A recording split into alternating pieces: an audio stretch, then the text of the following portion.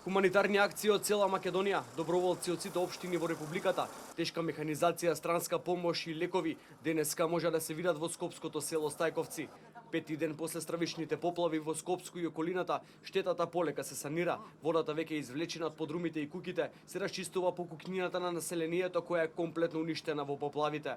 Министерот за здравство Никола Тодоров денеска заедно со министерот за труд и социјала Диме Спасов и министерот за земјоделие беа на терен за да ги координираат акциите на овие министерства. Дополнителни автомобили со лекови и гази пристигнаа во училиштето во Стајковци. Доктори и медицински сестри одат од куќа во куќа и делат помош на оние кои им е најпотребна. Од системот Мој термин ги извадивме сите хронично болни кои што се во овие загрозени подрачја.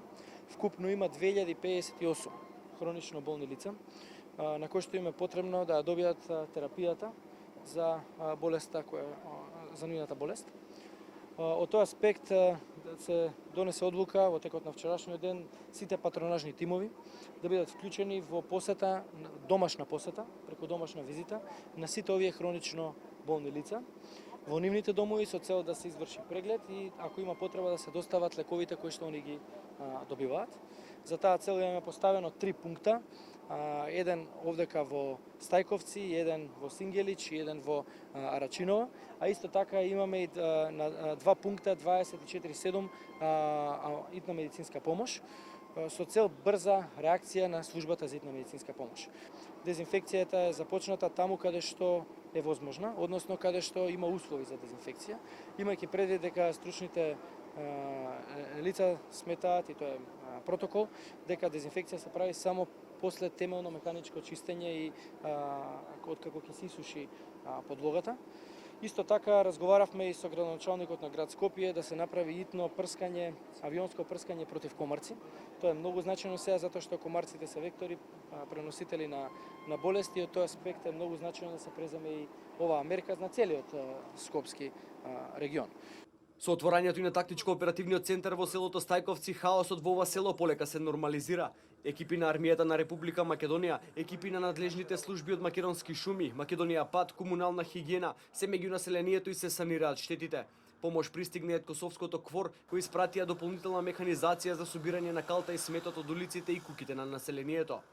Целта на поставување на оперативниот центар е од едно место да се координираат активности како што се обезбедување на периметар на селото со цел да се има контролиран влез и излез на сите структури кои влегуваат и излегуваат.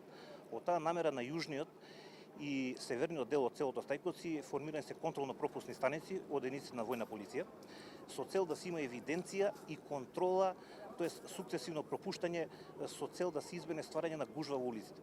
Организиран е еднонасочен сообраќај по улиците кои се тесни со цел да се дистрибуира помош, да влегуваат машини и да се излекува ѓубрето или шутот кој е настанал како последица на поплавата. Следно да се има евиденција на доаѓање на сите можни институции, сите поединци, доброволци, меѓународни организации, владени и невладени организации, се со цел да се усмерува и контролирано и координирано да се водат акциите, а не стихино.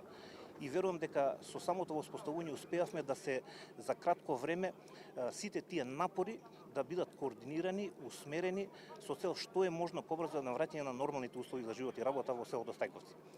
Сообраќајот за влез и излез од селото Стајковци е дозволен само за тешката механизација и оние кои доаѓаат за да донираат помош или да помогнат во расчистување на калта.